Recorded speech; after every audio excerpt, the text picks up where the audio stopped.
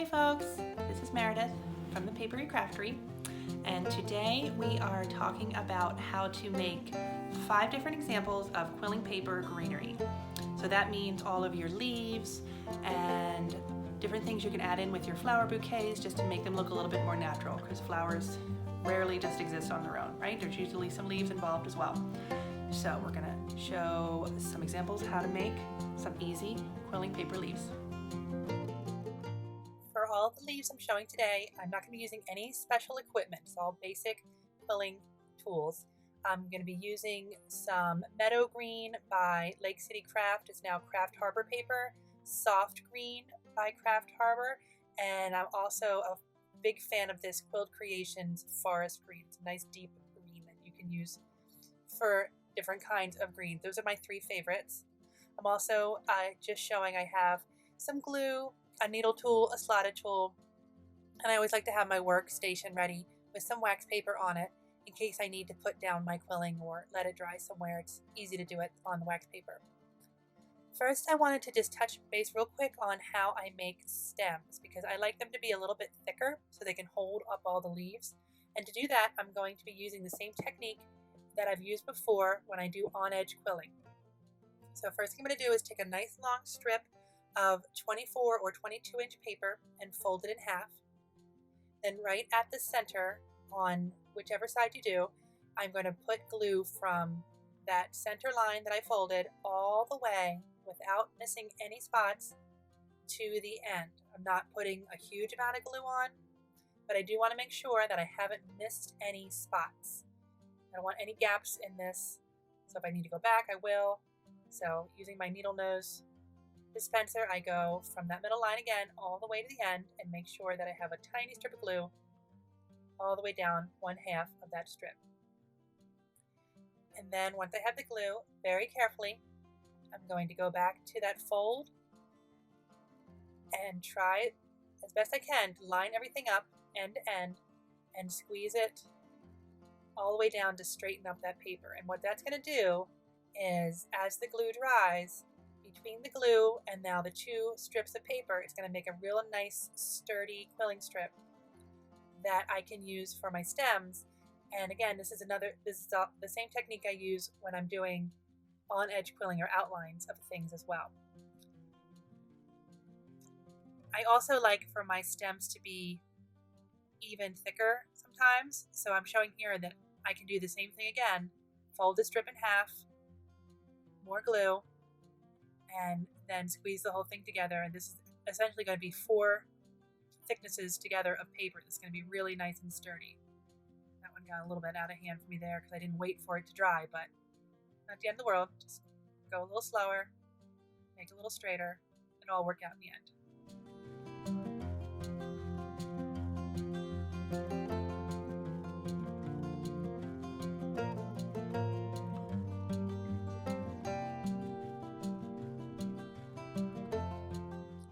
Once this is totally dry, I can bend it with my fingers or a tool just to give it some more life. There's a lot of things you can do with these strips, even though they're a little bit thicker.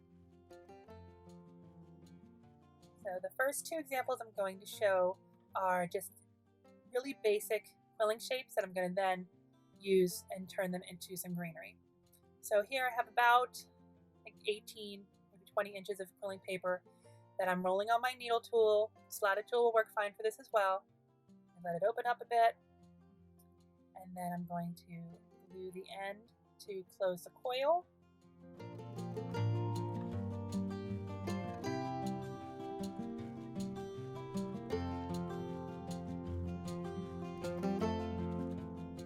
And once that's secure, I'm just going to hold the center in one hand, pinch the end, just to make a teardrop shape.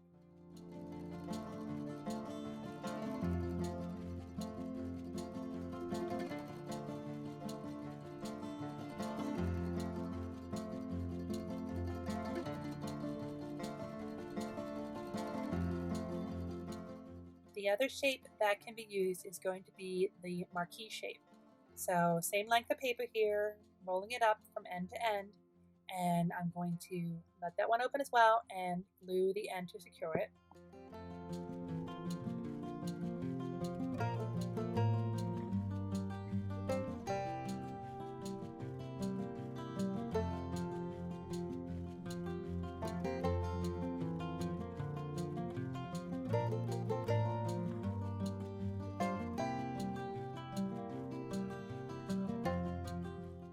this time, instead of pinching one side, I'm going to pinch both sides. So I start with one, making sure that the center of my coil stays in the middle, and then I pinch one side gently, and then I pinch the other.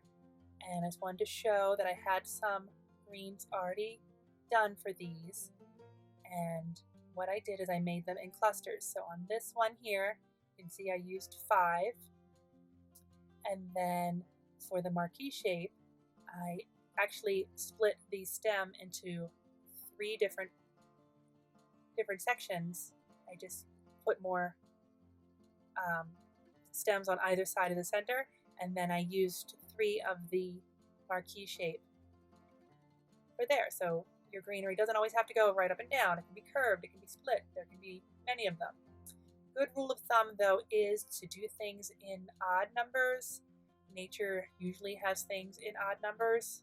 Very rarely does it have anything even. So 3 leaves, 5 leaves, 7 leaves, that kind of thing is what you want to go for.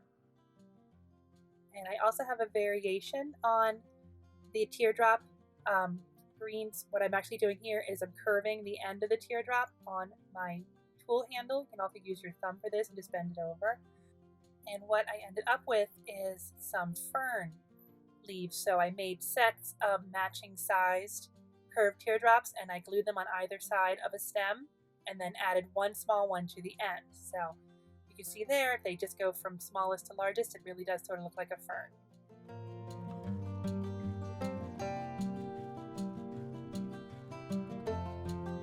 And now I'm going to show more of a 3-dimensional way to make some greenery for your quilling paper projects. This time I'm going to be rolling a coil that's going to be a tight coil. What that means is I'm not going to let it open up at all once I take the strip off the needle tool. So I roll it all the way to the end.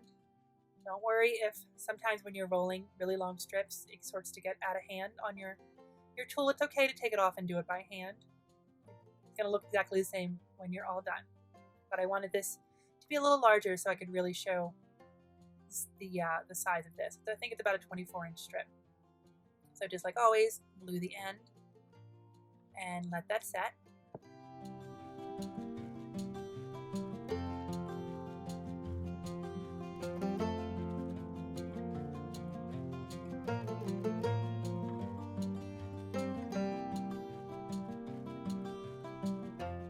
And to give this coil more of a 3D look, I'm going to push the center out. If your fingers are small enough, that'll do. Or you can use the handle of a tool. If you have a mold that's small enough, that will work as well.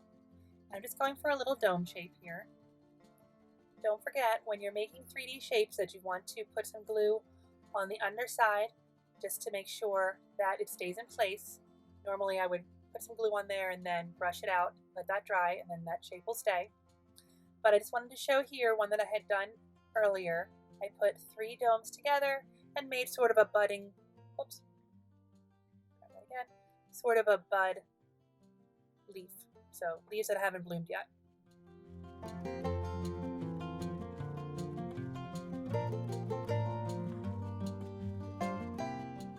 Another thing you could do to change this look up a little bit is to pinch one side of your dome. This can be a little tricky.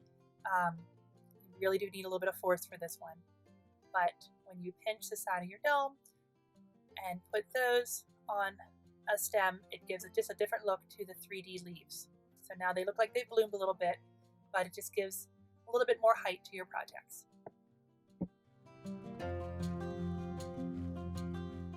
This last one is, I think, my favorite by far. We're going to be making some wheat. So I'm using about a 4-inch strip of paper here. This is a really pale green color. It looks a little fluorescent on the screen, but it's really not that fluorescent in real life. I'm going to roll that into a coil, take it off my tool, glue the end, you know the deal. And after I glue that end, I'm going to make this into a marquise, which is going to be pinching both sides of this shape at the same time.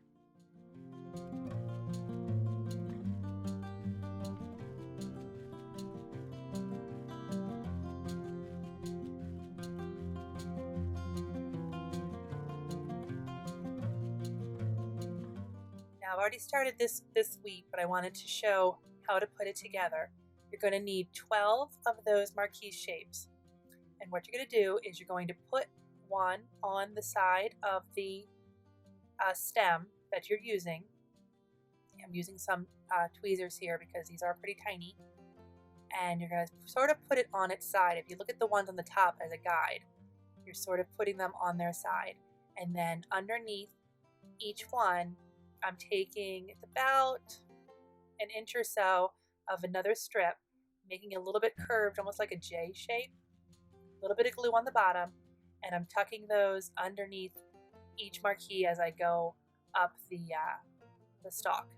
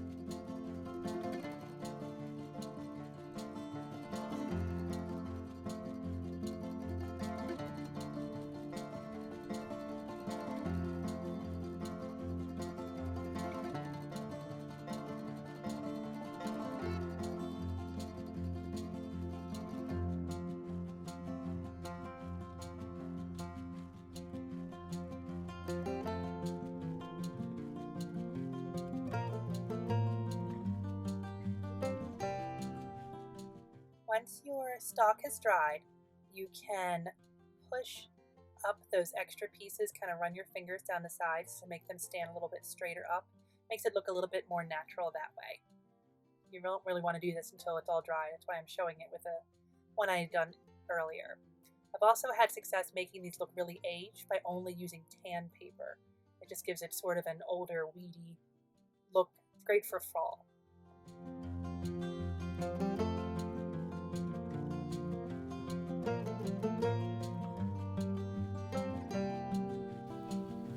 That is it. 5 different kinds of quilling paper leaves. I will link down below to some blog posts about how to make different kinds of greenery, some that you saw here in the video, and then just some other ones as well if you need a little bit more inspiration. How many?